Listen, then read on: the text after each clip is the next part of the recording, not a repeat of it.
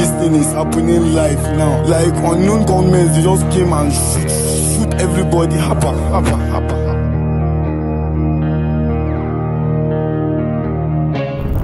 Not every mother gets the chance to bury a child. Some are forced to hold them, their lifeless bodies resting in their arms, their tears falling on faces that will never wake again. In just Plateau State, one heartbreaking image now captures the pain of a nation.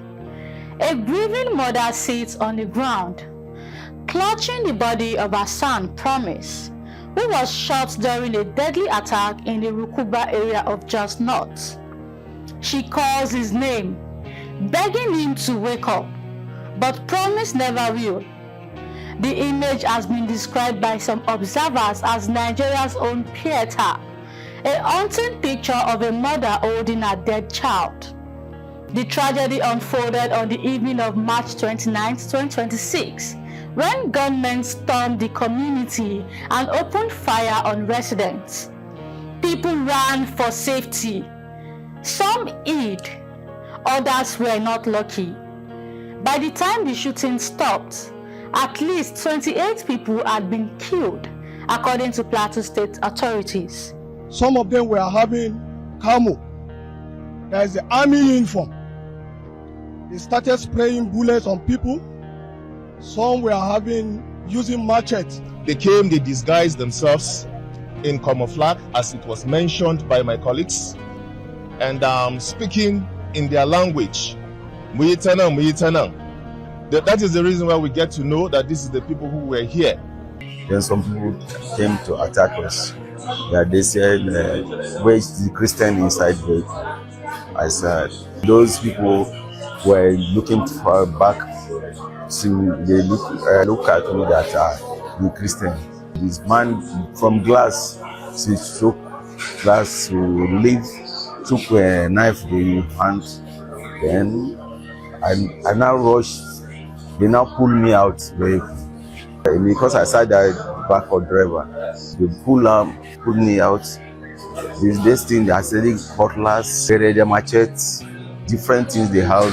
About 10 or say drag me, carry stone, big stone, hit me, hurry out up, they release it. But they hated me everywhere. They thought that I'm dead, and they left me.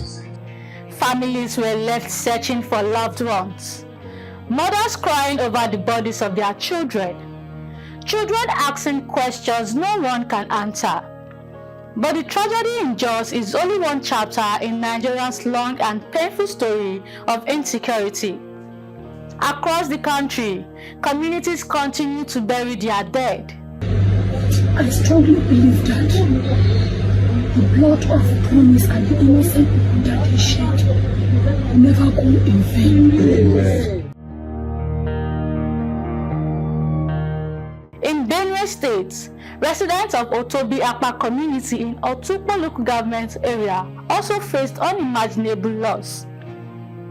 Among those killed were Honorable John Ochi Igbabe, Pastor Mrs. Enenu Ojiji, amongst many others. In Kwara State, gunmen attacked villages, killing scores of residents and burning homes. In several rural communities across the Middle Belt, attacks have forced thousands of people to flee their homes.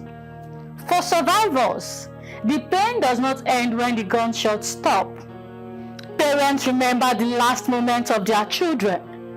Children remember the screams of their parents. An entire community struggle to rebuild lives that violence has torn apart. But behind every statistics, every government briefing, and every security report, there is a human story. A name, a family, a future that will never happen.